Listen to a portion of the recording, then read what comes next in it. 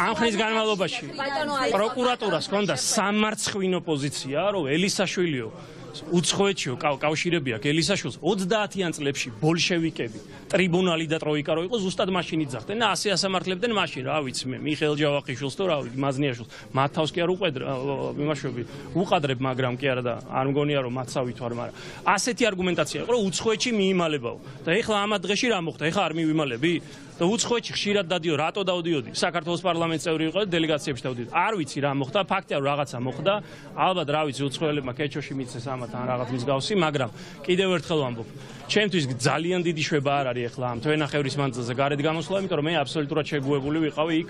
ძალიან ბევრი წიგნიც მქონდა იქიდან შეკვეთა პოლიტპატიმრები სანამ არ გამოვლენ მე მზად ვარ დღესვე შევბრუნდე უკან იმიტომ რომ არანაირი პრობლემა ხარ ხშირად ბიძინა ივანიშვილის და მაკრონის შეხვედრას თქვენს არ მინდა ვიმარჩიელო მაგრამ ფაქტია რომ რაღაც მოხდა